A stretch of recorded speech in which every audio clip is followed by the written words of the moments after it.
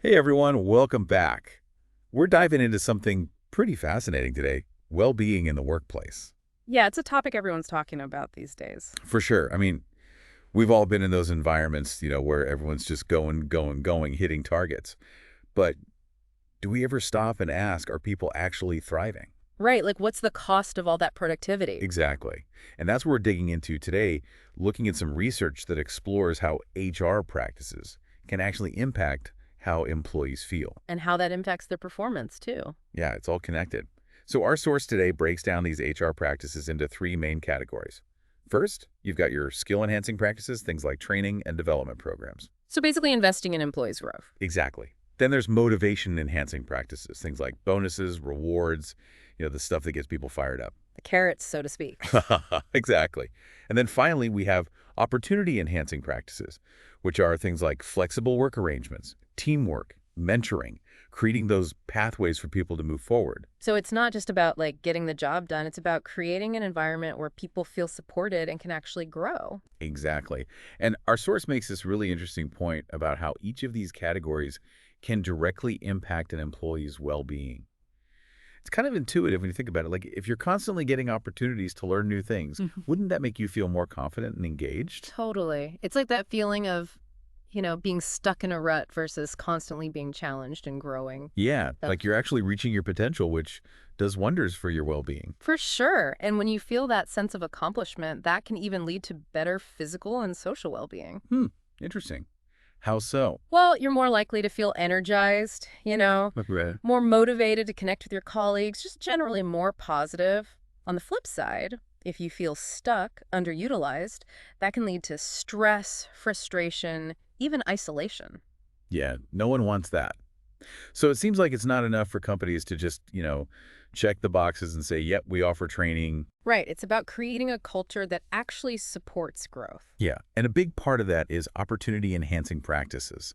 Things like, good teamwork. I feel like when you're part of a supportive team, it creates this sense of belonging, shared purpose. It's like building a community at work. Exactly. But let's be real for a second. Sometimes even with the best intentions, Yeah.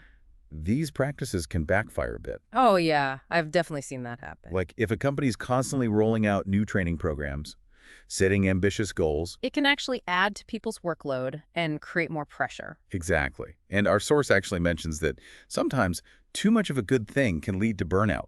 Yeah, if you're constantly being pushed to learn new things, hit new targets, it can be overwhelming. Yeah.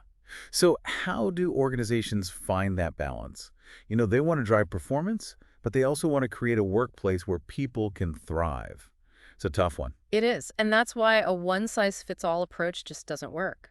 The key is to tailor HR strategies to the specific needs of your employees, meaning, recognizing that everyone has different strengths, challenges, priorities. So it's about listening to employees and getting their feedback on what kind of support they actually need. Absolutely. It's about open communication, making sure people feel comfortable sharing their concerns, their ideas. Okay, so we've talked about the different types of HR practices and how they can impact well-being. But how does this all connect to performance? Does feeling good at work actually translate to better results? The research definitely suggests that it does.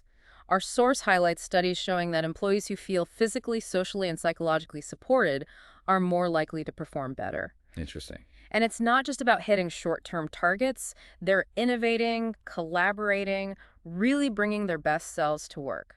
And they're probably sticking around longer too, right? Less turnover, more experience. Absolutely. It's all connected. It makes you wonder, what if instead of just pushing employees to work harder, organizations focused on creating an environment where people could actually thrive? It's a powerful idea, right? Huh. What if we focused on empowering employees to succeed, giving them the tools, the resources, the support they need to truly flourish? Yeah, I think back to a time actually when I was at a previous job and I was completely burned out. It was all about output deadlines, Hmm. zero acknowledgement of how people were actually feeling or coping. I can relate to that. And it made me realize that if you want people to perform at their best, you got to create a culture that values their well-being. Totally. And that's not just the right thing to do ethically, it makes good business sense. Employees who feel valued are more engaged, productive, committed to the organization's success. Absolutely.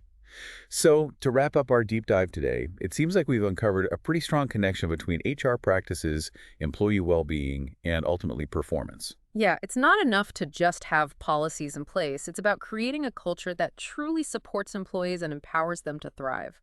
And on that note, what can our listeners do, whether they're employees or leaders, to contribute to a workplace that values both performance and well-being? That's something I'd love for everyone to consider. Absolutely, because ultimately that's where true sustainable success comes from. Thanks for listening, everyone.